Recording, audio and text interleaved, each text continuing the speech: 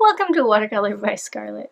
So today I am bringing you a sketch. I have sped it up by half, by 50%. So originally it took me about an hour or so to sketch it. So this is what we're doing.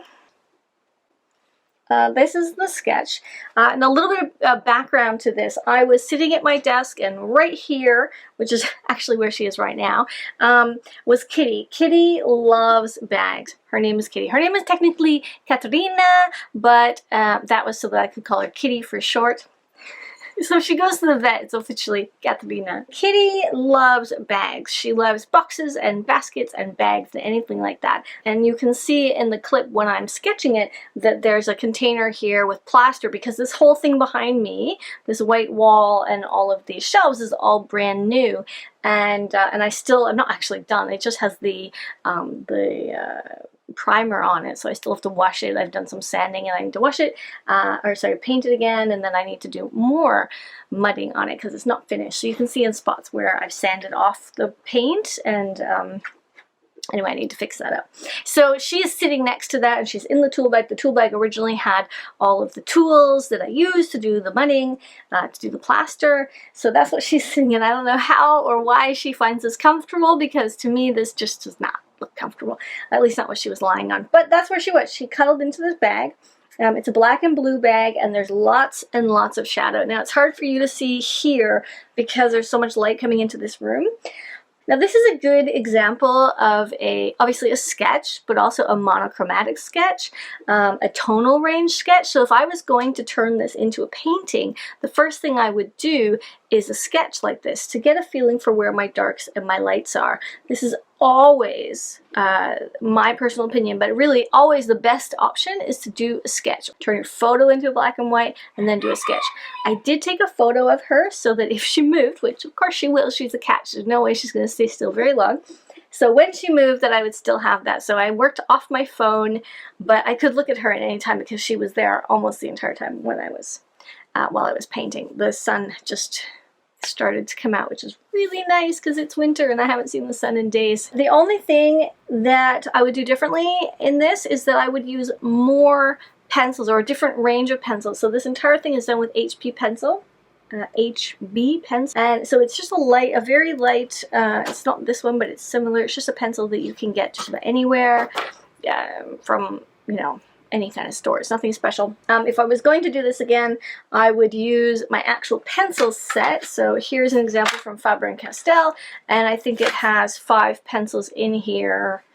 HB, 2B, 4B, 6B, and an 8B, so that's a pretty good range. So I would go over it, or I would do it again, and then I could use darker pencils to really get these darker, these shadows, these darker darks. It's so important when doing a picture to have your tonal range. If you don't have a tonal range, it's like looking at just a washed out face. Me in my last tutorial, actually. No color whatsoever, completely washed out, everything looked the same. So it's important, it makes your pieces come alive. And I was told in school that all pictures, regardless of what you're painting, should have a light and a dark.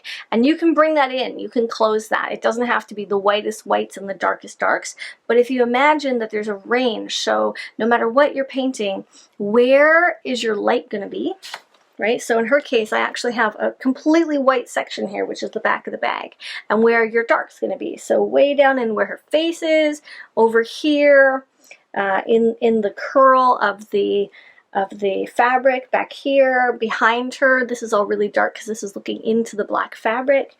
So anytime you do that, anytime you draw or paint, if you think about it first, where are my whites going to be and where are my blacks going to be, my darkest darks? You don't have to go ahead and draw your darkest darks first. In fact, that can be quite challenging, because if you do, I know some people like to do that, but if I was to come in here and just sketch in all my darkest darks and then work my way through after that, it could be very complicated. It'd be very challenging for me to figure out, like, now what am I painting? It just looks like a giant mess. And when things look like a mess, there's a really good chance that you will abandon them. You'll think, oh, no, it's terrible, it doesn't make sense, I can't do it, and therefore you abandon it. So trying to work in a flow that's comfortable for you so that you won't abandon your work. I think that's a really, really good idea whenever possible. Also, remember those tonal ranges, remember the lights, remember the darks, and then fill it in the middle. Then work from that. You can sketch it any which way you want, but once you know where your lights and your darks are going to go, it's going to make your piece bounce. Now, right now on screen, the way you're seeing it, it doesn't look, it's not as dark as it should be. One great way to master your tonal range when you're drawing is to take a photo of what you want to paint or draw, and then turn that photo into black and white or into a grayscale. It doesn't have to be a silver scale or an intense black and white, but somewhere where it's a grayscale, because then you can see right away, this is the lights and this is the darks. So I'm going to go ahead and let this play. I know this was a huge intro, sorry. I'm going to go ahead and let this play. I'm going to let it play silently because it is 30 minutes. I hope you enjoy a real life sketch. I did not do any sound with it at all, and finding music that's 30 minutes long might be a little difficult. So I'll see what I can find and I will plop this in here. Otherwise, go ahead and play your own music starting in a few seconds. I'm Scarlett. Thanks for watching. Have fun and enjoy. Toodaloo.